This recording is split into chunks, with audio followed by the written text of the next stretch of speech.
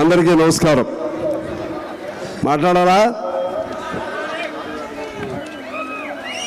మీరందరూ శ్రద్ధగా వింటామంటే అన్ని విషయాలు, మంచి విషయాలు, మన పార్టీ గురించి, మన చరిత్ర గురించి కొద్దిసేపు మాట్లాడుకోవడానికి అవకాశం ఉంటుంది. దయచేసి అటు ఇటు వెళ్ళే వాళ్ళందరూ కూడా కూర్చోవాలని నేను కోరుతా ఉన్నాను. ఇవాళ మన ప్రారంభ బహిరంగ సభను ఎక్కడ జరుపుకుంటున్నాం? నల్లగొండలో. నల్లగొండ అంటే కమ్యూనిస్టుల పరిభాషలో ఇది ఎర్రగొండ. ఈ ఎర్రగొండలో ఇవాళ మన కార్యక్రమం జరుపుకుంటున్నాం. ఈ ఎర్రగొండ అనే పేరు ఎలా వచ్చింది? ఆనాడు తెలంగాణ సాయుధ పోరాటానికి పిలుపునిచ్చినటువంటి రావి నారాయణ రెడ్డి గారు ప్రముఖులు, వారు ఈ జిల్లా వారే. అలాగే ఆరుట్ల రామచంద్రారెడ్డి, ఆరుట్ల కమలాదేవి గారు ఈ జిల్లా వారే. ధర్మభిక్షం గారు ఈ జిల్లా వారే. అదేవిధంగా మన దొడ్డ నరసయ్య గారు ఈ జిల్లా వారే. అటు సిపిఎంలో ఉన్న భీమిరెడ్డి నరసింహారెడ్డి కానీ, మల్లు స్వరాజ్యం గారు కానీ ఈ జిల్లా వాళ్ళే. ఇంకా అనేక మంది ఎమ్మెల్యేలుగా, ఎంపీలుగా ఇక్కడి నుంచి కమ్యూనిస్ట్ పార్టీ తరఫున ప్రాతినిధ్యం వహించారు. ఇక చరిత్రలోకి వెళితే ఇవాళ భారతదేశ చరిత్రలో తెలంగాణ సాయుధ పోరాటాన్ని ఒక రక్తాక్షరాలతోనే కాకుండా సువర్ణ అక్షరాలతో లిఖించబడిన చరిత్రగా మనం చూస్తాం. ఈ చరిత్రలో, తెలంగాణ చరిత్రలో దీనికి పిలిపించింది ఎవరయ్యా అంటే, సాయుధ పోరాటానికి పిలిపించింది ఎవరయ్యా అంటే మన భారత కమ్యూనిస్ట్ పార్టీ, ఏఐటీసీ, ఆనాటి ఆంధ్ర మహాసభ.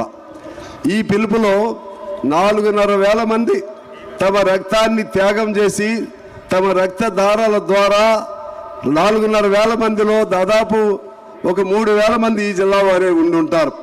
వారందరి రక్తంతో ఈ నల్లగొండ ఎరుపెక్కి ఎర్రగొండగా మారిందని చెప్పి నేను మీ అందరి దృష్టికి తీసుకొస్తా ఉన్నాను.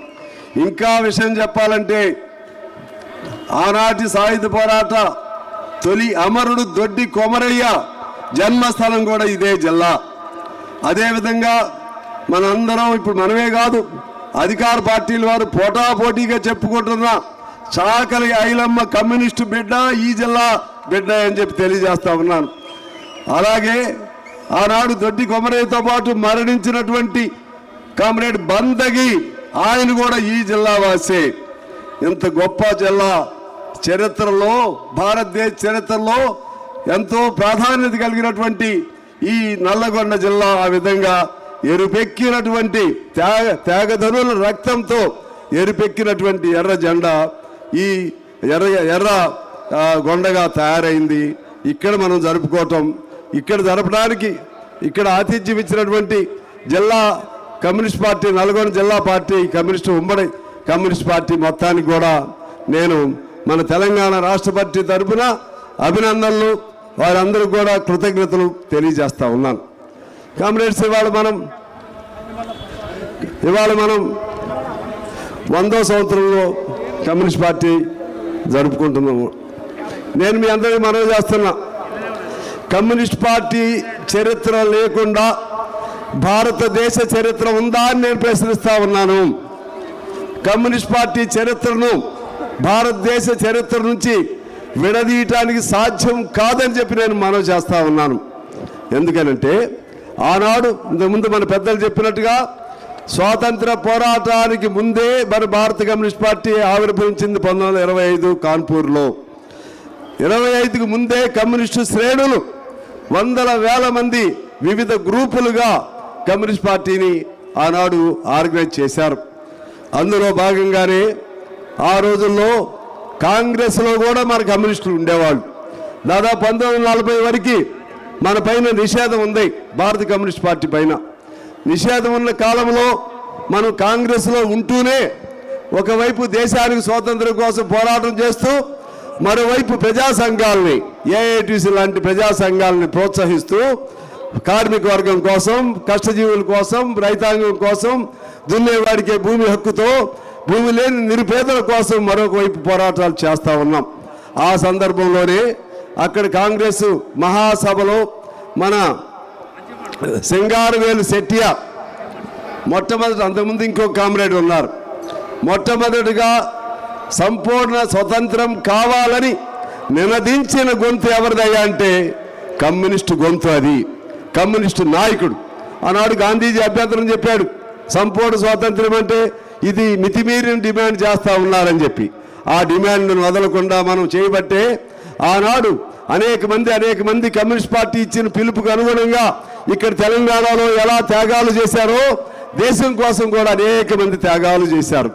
ఎన్ని కేసులు, ఎన్ని నిర్బంధాలు, ఎంతమంది మరణాలు, ఎంతమందికి లాఠీ చార్జీలు, ఎన్ని లక్షల మంది జైళ్ళు. వీళ్ళందరూ ఎవరయ్యా అంటే కమ్యూనిస్ట్ పార్టీ కార్యకర్తలే. వాళ్ళందరూ కలిపి 1925 మేరట్ కుట్ర కేసులో వాళ్ళు, గదర్ పార్టీ నిర్మాతలు, అదేవిధంగా ఖిలాఫత్ ఉద్యమంలో పాల్గొన్న వాళ్ళు, అలాగే పెషావర్ కుట్రలో ఇరికించబడిన వాళ్ళు, భగత్ సింగ్ అనుచరులు, చంద్రశేఖర్ ఆజాద్ అనుచరులు అందరూ విప్లవీరులే. వాళ్ళందరూ కలిసి 1925 కాన్పూర్లో డిసెంబర్ 26న మన భారత కమ్యూనిస్ట్ పార్టీని స్థాపించారని చెప్పి నేను సగౌరవంగా మీకు చెప్తా ఉన్నాను. ఎందుకనంటే కమ్యూనిస్ట్ ఏదో ఆఫీసులో కూర్చుని అర్ధరాత్రి కల వస్తే ఆ అర్ధరాత్రి కళ ప్రకారంగా ఈ పార్టీకి ఈ పేరు పెడుతున్నాం, ఈ జెండాకి ఈ రంగు వేస్తున్నాం అని చెప్పి ఒక నాయకుడు చెప్పి ఆ విధంగా పుట్టిన పార్టీ కాదు భారత కమ్యూనిస్ట్ పార్టీ. ఈ భారత కమ్యూనిస్ట్ పార్టీ పుట్టుకే వీరుల మరణంలో నుంచి కమ్యూనిస్ట్ పార్టీ పుట్టింది, వీరుల త్యాగాల్లో నుంచి కమ్యూనిస్ట్ పార్టీ పుట్టింది. ఎర్ర జెండా పుట్టుకే ఇది రంగుతో అద్దిన ఎర్ర జెండా కాదు, ఇది అమరవీరుల రక్తంతో తడిచి ఎరుపెక్కినటువంటి పుట్టినటువంటి జెండా ఈ ఎర్ర జెండా. మిగిలిన జెండాలు రంగులు ఉంటాయో పోతాయో, అసలు ఆ జెండాలు ఉంటాయో పోతాయో మనకు తెలియదు. కానీ ఎర్ర జెండా అనేది ఇది త్యాగంతో అసలు సిసలైనటువంటి కష్టజీవుల పోరాట యోధుల అమరవీరుల రక్తంతో తడిచినటువంటి ఈ జెండా రంగుతో అద్దిన జెండా కాదు. అందువల్ల ఈ జెండా అనేది శాశ్వతం. ఇది చివరి వరకు సృష్టి ఉన్నంతకాలం కూడా ఈ జెండా ఉంటుంది. మనుషులో రక్తం ఎర్రగా ఉన్నంతకాలం ఈ జెండా ఉంటుంది. సూర్యచంద్రులు ఉన్నంతకాలం కమ్యూనిజం ఉంటుందని చెప్పి నేను మీకు సవినయంగా మనవి చేస్తున్నాను. అదేవిధంగా కమ్యూనిస్ట్ పార్టీ త్యాగాలను ఒకసారి గుర్తు చేసుకోవాల్సిన అవసరం ఉంది. ఇవాళ భూ సంస్కరణ చట్టం వచ్చింది. దేనివల్ల వచ్చింది? ఆనాడు కమ్యూనిస్టులు చేసినటువంటి భూ పోరాటాలు ఇక్కడ తెలంగాణలో కానీ, పున్నప్ర వైలార్ కేరళలో కానీ, అలాగే ప్రతి రాష్ట్రంలో భూమి లేని నిరుపేద కోసం భూమి పోరాటాలు చేసింది కమ్యూనిస్టులు. అందువల్ల భూ సంస్కరణ చట్టం వచ్చింది. ఆ రోజుల్లో కార్మిక వర్గానికి చట్టాలు లేవు. బ్రిటిష్ వాడు నిర్బంధాలతో కొన్ని చట్టాలు ఉన్నప్పటికీ కూడా సరైనటువంటి చట్టాలు లేవు. చట్టాల కోసం పోరాటం చేసింది కార్మిక వర్గం కోసం కమ్యూనిస్ట్ పార్టీ. 8 గంటల పని హక్కు సాధించింది కమ్యూనిస్ట్ పార్టీ. విద్యార్థులు యువజనుల కోసం, వాళ్ళ హక్కుల కోసం, వాళ్ళ చదువులు బాగుపడటం కోసం, వాళ్ళలో చైతన్యాన్ని నింపటం కోసం సంఘాలు పెట్టింది ఏఎస్ఎఫ్, ఏఐఓఎఫ్ ప్రోత్సహించింది కమ్యూనిస్ట్ పార్టీ. మహిళా సమాఖ్య, ఆనాడు మహిళలు బయటికే వచ్చేవాళ్ళు కాదు, వారి కోసం సంఘాలు పెట్టింది కమ్యూనిస్ట్ పార్టీ.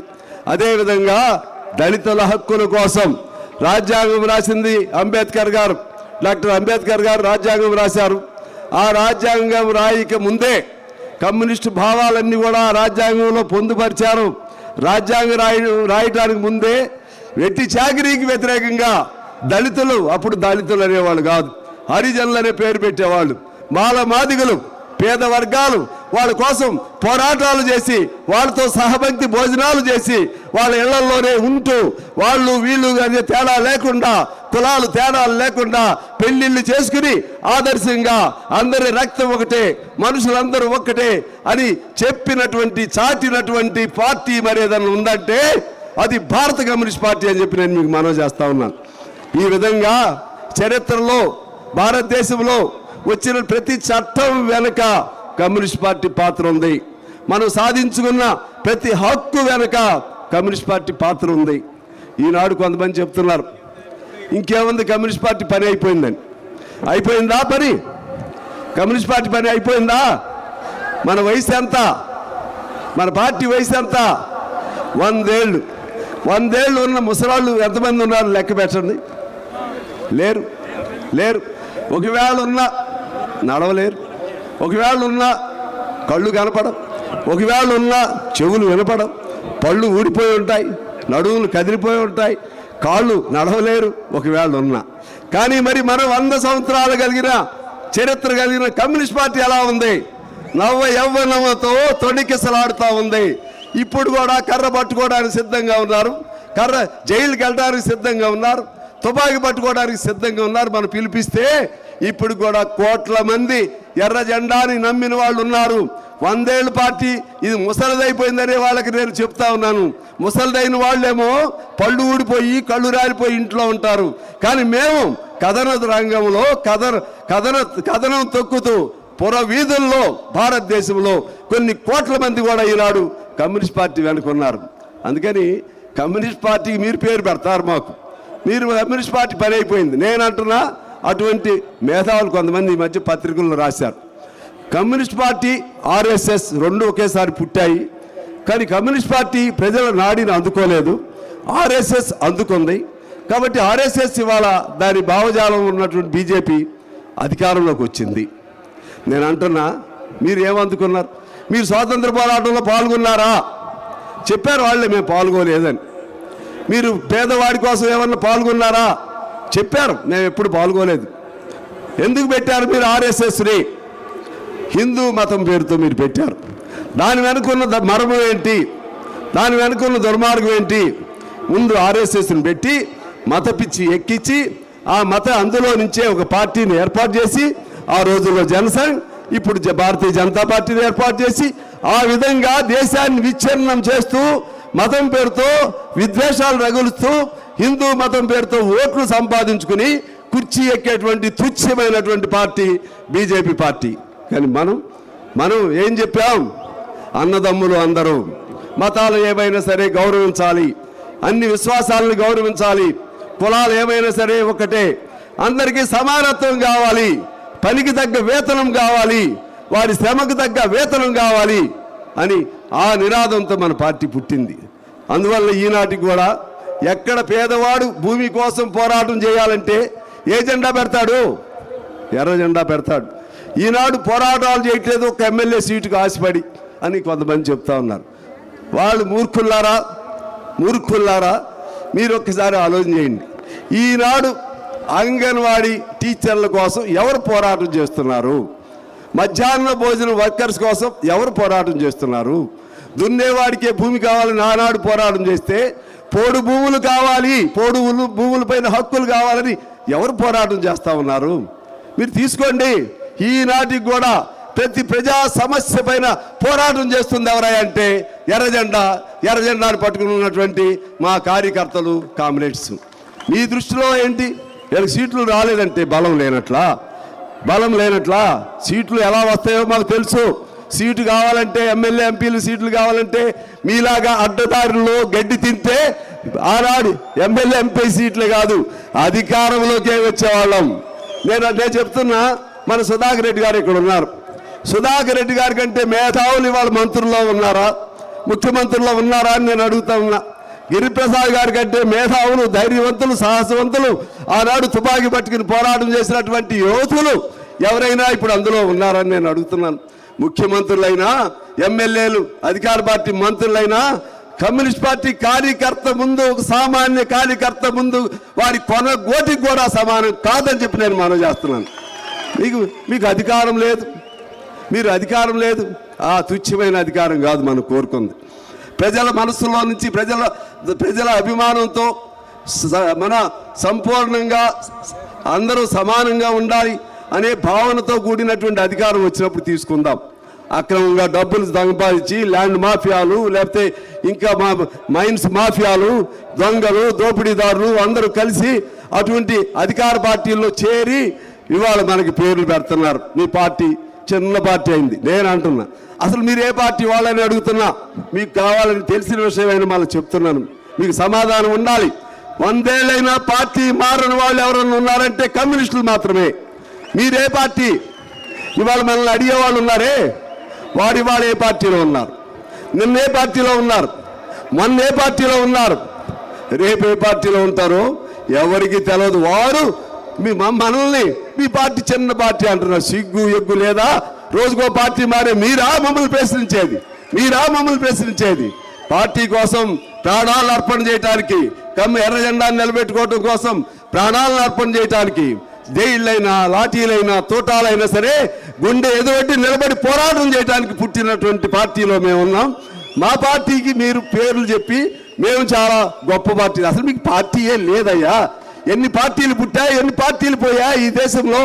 స్వతంత్ర పార్టీ పుట్టింది పోయింది, జనతా పార్టీ పుట్టింది పోయింది, జనతాదళ్ పుట్టింది పోయింది, ప్రజా సోషలిస్ట్ పార్టీ పుట్టింది పోయింది, కృషికారులోక పార్టీ పుట్టింది పోయింది, మీకు తెలిసిన మనందరికి తెలిసినటువంటి చిరంజీవి పార్టీ ప్రజారాజ్యం పుట్టింది పోయింది, వైఎస్ రాజశేఖర రెడ్డి కొడుకు పార్టీ ఒకదానికి పక్షపాతం వచ్చింది, ఒక ప్రాంతానికి అయిపోయింది, తెలుగుదేశానికి కూడా పక్షపాతం వచ్చింది, అది ఒక ప్రాంతానికి అయిపోయింది, పవన్ కళ్యాణ్ పార్టీకి పక్షపాతం వచ్చింది, అది ఒక ప్రాంతానికి వచ్చింది. కానీ సంపూర్ణ ఆరోగ్యంతో పూర్తి స్థాయిగా తెలంగాణ, ఆంధ్రప్రదేశ్, భారతదేశం, ప్రపంచంలోనే ఏ మారుమూలకెళ్ళినా కనపడే జెండా ఏదన్నా ఉందంటే అది ఎర్ర జెండా కమ్యూనిస్ట్ పార్టీ. మేమందరం, మీరు అంటారు మీకు కొన్ని సీట్లు ఎక్కువ వచ్చారు. అరే మేము ప్రపంచంలోనే మేమున్నాం, మీరు ఏ మూల ఉన్నారు? పక్కనే మీ సరిహద్దుల్లోనే నల్గొండ జిల్లా సరిహద్దుల్లో ఆంధ్రప్రదేశ్ ఉంది, అక్కడ పసుపు జెండా ఉంటుంది, ఇక్కడ ఉండదు. అక్కడ ఇంకో జెండా ఉంటుంది, ఇక్కడ జెండా ఉండదు. కానీ మన జెండా నల్గొండలో ఉంటుంది, ఖమ్మంలో ఉంటుంది, కరీంనగర్లో ఉంటుంది, హైదరాబాద్లో ఉంటుంది, కర్ణాటకలో ఉంటుంది, కేరళలో ఉంటుంది, మధ్యప్రదేశ్లో ఉంటుంది, ఢిల్లీలో ఉంటుంది, చైనాలో ఉంటుంది, అమెరికాలో ఉంటుంది. మన జెండా లేని దేశం కానీ ప్రాంతం కానీ మరొక చోట ఉందా అని నేను అడుగుతున్నాను. మీరు మాకు పేర్లు పెడతారు, మాకు పదవులు పెద్ద లెక్క కాదు. పదవులు కావాలనుకుంటే మంత్రులు అవ్వగలిగిన శక్తివంతులు ఉన్నారు, ముఖ్యమంత్రులు అవ్వగలిగిన శక్తివంతులు ఉన్నారు, ప్రధానమంత్రులు అవ్వగలిగిన శక్తివంతులు ఉన్నారు ఈ పార్టీలో. కానీ అడ్డమైన గడ్డి తినం మేము, అడ్డమైన దారులు తక్కువ మేము. ఈ పార్టీ ఆ పార్టీ ఏది అధికారం ఉంటే అందులోకి పోయే అలవాటు మాకు లేదు. ఎందువల్లంటే కమ్యూనిస్ట్ పార్టీ అంటే త్యాగాల పార్టీ, సిద్ధాంతం కలిగిన పార్టీ, ఆ సిద్ధాంతాన్ని నమ్మిన పార్టీగా మేమందరం ఉన్నాం. నేను అంటున్నాను, ఈనాడు ఇంకో 2 మాటలు చెప్పి నేను క్లోజ్ చేస్తాను. ఇవాళ మీరు తీసుకోండి, పోరాటం అంటే ఏ పార్టీ గుర్తు వస్తుందో ఒకసారి తీసుకోండి. సినిమాల్లో పోరాటం చూపెట్టాలంటే ఏ జెండా చూపెడతారు చెప్పండి మిత్రులారా? ఏ జెండా చూపెడతారు? సినిమా తీసేవాళ్ళు డబ్బులు ఉండేవాళ్ళు. ఎన్టీ రామారావు కూడా ఆయన సినిమాలో ఎర్ర జెండానే చూపెట్టాడు, చంద్రశాసనుడి సినిమాలో. కృష్ణ కూడా ఆయన సినిమాలో ఎర్ర జెండా పట్టుకున్నాడు. అదేవిధంగా మోహన్ బాబు సినిమాలో ఎర్ర జెండా పట్టుకున్నాడు. అంటే వాళ్ళందరికీ తెలుసు ఎర్ర జెండా అంటే ఇది పేదల జెండా అని చెప్పి వాళ్ళందరికీ తెలుసు. అందువల్ల ఎర్ర జెండా అనేది పేదవాళ్ళ జెండా.